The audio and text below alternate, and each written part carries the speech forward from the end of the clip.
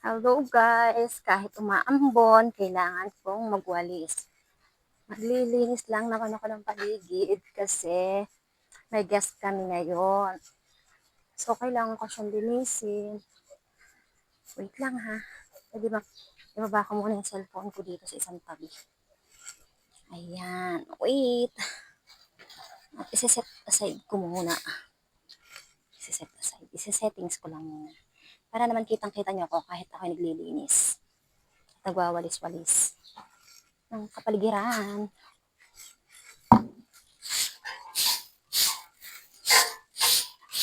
Kailangan natin maglinis guys, kahit paano. Dito tayo kumikita kasi ito yung hanap buhay ko. Kahit maliit lang yung sweldo, okay na rin.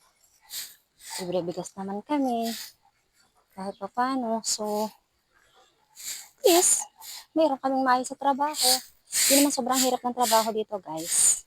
Masaya nga dito parang pag may bisita, parang challenging sa buhay. Ganun. Kailangan habang dadal ako at nagbibideo ng konti, naglilinis kasi kailangan. Pero kahit papano, bibideo ako kasi ito lang yung alam ko na ipopost kong content. Wala kasi akong alam. Wala akong masyadong idea. Pero na-excite lang ako, natutuwa ako at parang gusto ko rin matutunan yung mga nakikita ko sa Facebook na lagi nilang nagpo-post sa mga video, kwento-kwento, ganun. Parang gusto ko lang siyang i-try kung magsasucess ba ako sa buhay. Malay mo, di ba? Yakapin din ako ng kapwa ko. Creator. Sa Facebook, sa TikTok, sa kahit sa anong bagay. Malay mo, nabigyan din ako ni Lord. Umangat sa buhay, kahit pa paano, simpleng buhay lang. Yung kumayod ka ng maayos, may konting sahod, kumakain sa tama, may konting ipon, masaya na ako doon. Pero, ko alam kasi sahod ko dito kapos at kapos pa rin. Halos yung mga anak ko, di ko na nabibigyan. Mag-aaral pa nga yung isa kong anak, yung bunso ko. Kahit pa paano. Pag minsan-minsan nabibigyan ko, konti-konti nga lang, kasi konti lang yung sahod ko Pero kung makalak yung sahod ko, suportahan ko na rin yung anak ko. Nandun siya sa kanyang ama. Actually guys, hiwalay kami ng kanilang ama 3 years ago. Alam mo na, sa hindi magandang sama-sama, okay lang hiwa-hiwalay. Kahit i-bash niyo ako, okay lang sa akin. At least, nagpakatotoo ako. Hindi ako nagmarites ng buhay ng ibang tao. Kundi kinuwento ko lang yung sariling buhay ko. Kahit ito lang yung trabaho ko, enjoy naman ako. At happy na rin, kahit pa paano.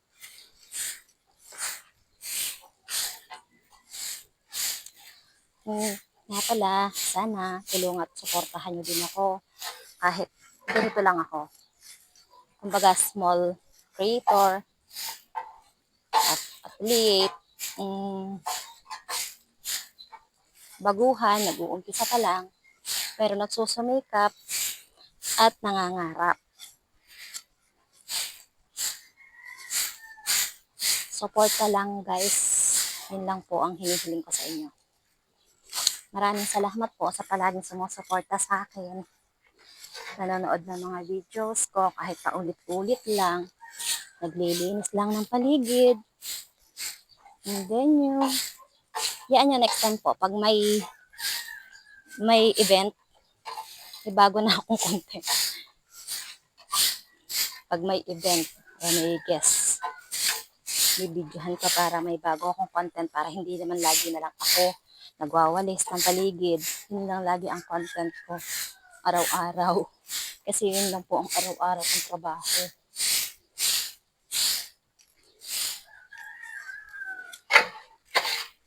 Pero kahit pa paano naman, siguro po marami din nakakaintindi at nakakaunawa sa akin. At ganito lang yung buhay ko. magulo. It's complicated. Para din naman po sa mga taong nakikitid yung utak at hindi makaunawa at nagagalit sa akin, okay lang din. Ibas nyo ko, tatanggapin ko.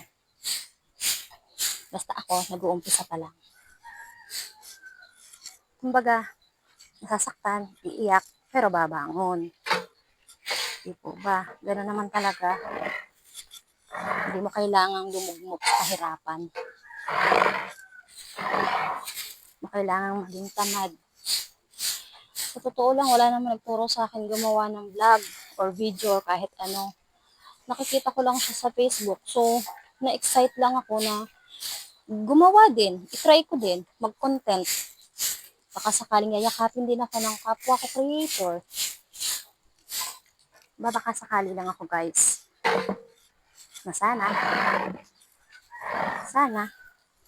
wala rin din tulad ng iba.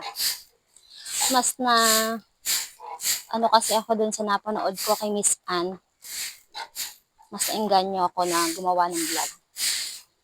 Kasi dati rin silang mahirap lang, pero ngayon may sarili na silang lupa, may maayos na silang tirahan, kumakain na sila ng maayos. Si Miss Ann kasi ang parang naging inspirasyon ko para gumawa ng content sa Facebook at TikTok. Siya lagi ko nakikita. Pakasipag ng batang yan si Miss Ann. Nang pabata pa siya eh. Miss Ann Vlog. Yun yung pangalan na nakita ko. Hindi ko matandaan yung... Ko na nga siya ulit makita ngayon. Hindi ko na ulit siya mahanap kasi dumaan lang siya minsan sa TikTok ko. Pinanood ko yung content niya. Yun. Tapos, naengganyo ako. Parang nagkaroon ako ng lakas ng loob para gumawa din ng sarili kong content. Yun na lang guys. Ganda na lang. Wait lang ha. Yung cellphone ko kasi nababasa. Pwede bang kunin ko muna siya? Kawawa naman. Hindi naman yun waterproof eh. Yun nga lang pala guys. Tapos ko ding walisan kahit paano. Thank you very much po for watching.